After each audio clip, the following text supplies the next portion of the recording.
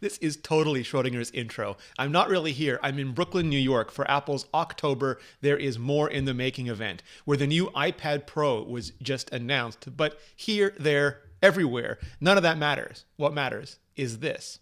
I'm Rene Ritchie. Welcome back to Vector. I've had a few minutes to go hands-on with the all-new iPad Pro, and here's what you need to know. Apple's war on bezels continues. After deleting them from the iPhone X and now the Apple Watch Series 4, Apple has turned its deletion attention to the brand new iPads Pro. The result is an almost edge-to-curved-edge liquid retina display, reminiscent of the one on the iPhone XR. It's anti-alias and masked just like the XR, but it's got an anti-reflective coating and, of course, ProMotion 120Hz refresh rate all its own. It looks gorgeous. It's not as dense as the XR, but you also hold it slightly further away, so the experience is roughly the same. It's also DCI P3, completely color managed, and individually color calibrated at the factory, so all those liquid retina pixels look amazing.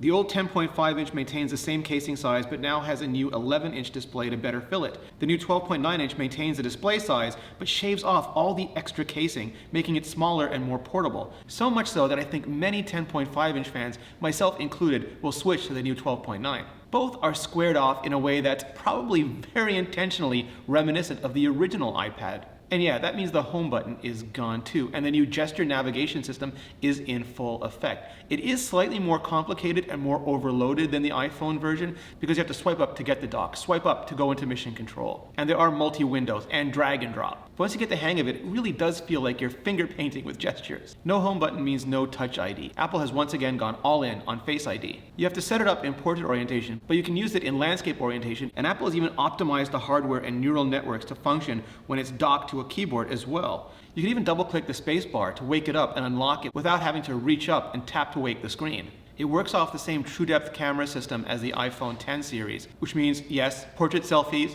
portrait lighting, the new depth control, Animoji, Memoji, it's all there. That silicon is, of course, the A12X Bionic, which really is the A12 on Hulk serum.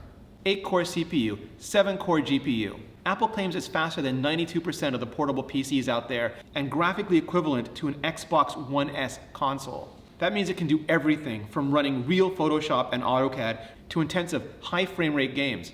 Well, there's a new Apple Pencil as well, and while Apple didn't call it the number 2, it could have. It's got a new matte finish that grips and just feels better, and you can tap the side to switch modes, like between drawing and erasing, or zoomed in and zoomed out. One side is even flattened out, so you can store it magnetically. The magnets are strong enough to edge you towards the sweet spot, and it clicks in with a satisfying AirPod-style thunk. It also charges inductively right there, right on the side of the iPad Pro, opposite where the old Smart Connector was. The new Smart Connector, meanwhile, is on the back, and it powers a new Smart Keyboard Folio that, unlike the old keyboard, can be set up at different angles, tabletop versus laptop use. Along with the bezel, and yes, the 3.5mm headset jack, Apple has also ditched Lightning. The why is simple. Apple wanted the connector to do more than Lightning was designed to, including driving up to a 5K display right off the iPad Pro, as well as connecting directly to higher-end photography, video, and audio gear. No external storage though, at least not yet. But you can get up to 1 terabyte of internal storage if you're willing to pay for it. Pricing starts at $799 for the 11-inch